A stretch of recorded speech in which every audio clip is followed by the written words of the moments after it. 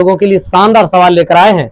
वो बिल्कुल मक्खन जैसा सवाल है। एक समलंब पी बी सी क्यू जिसकी समांतर भुजाओं यूसी तथा पीबी में 7:5 का अनुपात है।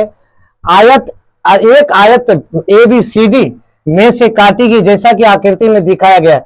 एक आकृति दिया गया है, उस आकृति ऐसे करके दिया है। आकृति आयत दिया है।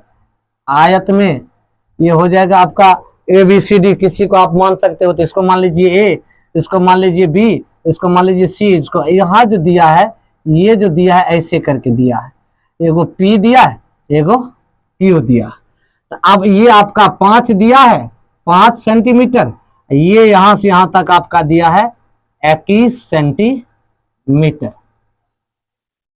ये दिया है। तो हम क्या करेंगे, कहता है कि जो आकृति दिखाया गया, इस तरह से आकृति दिखाया गया, यदि समलंब का क्षेत्रफल आयत के क्षेत्रफल के का 4/7 भाग है तो भुजा क्यूसी तथा पीबी की लंबाई अज्ञात है। बिल्कुल शानदार है। कहता है क्यूसी तथा पीबी, ये पीबी का लंबाई ज्ञात करें।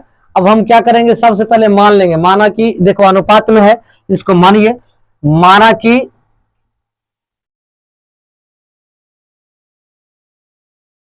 क्यू सी बराबर क्या मानोगे, 7x तथा पी बी बराबर क्या मानोगे, 5x है।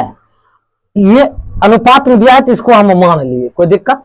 अब हम क्या करेंगे, आयत का क्षेत्रफल ए बी सी डी, आयत का क्षेत्रफल ज्ञात करेंगे। अब देखिए क्या लिखे, आयत की क्षेत्रफल बराबर, आयत का क्षेत्रफल बराबर क्या होता है, लंबाई या गुना चौड़ाई। अब देखो हमको ये आयत जो है ना, ये लंबाई यहां से यहां तक प्राप्त है, चौड़ाई भी ज्ञात है। तो हम क्या लिखेंगे, 21 गुना 5 बराबर ये हो जाएगा 105 मीटर है, तो सॉरी सेंटीमीटर है तो सेंटीमीटर स्क्वायर होगा। क्षेत्रफल में है तो वर्ग में चल जाता है। पी बी सी क्यू का हम क्षेत्रफल निकालेंगे और तब देखिए क्या होता है, पी बी सी क्यू। अब समलंब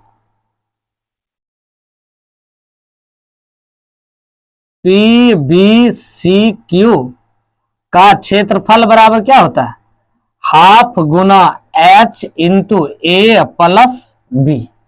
अब देखो ए इसको मान लीजिए, बी इसको मान लीजिए, चाहे ए इसको किसी को मान लीजिए, जुटेगा ही। इसको क्या करो आप 1/2 कर लीजिए इंटू ऊंचाई आपका 5 दिया, आयत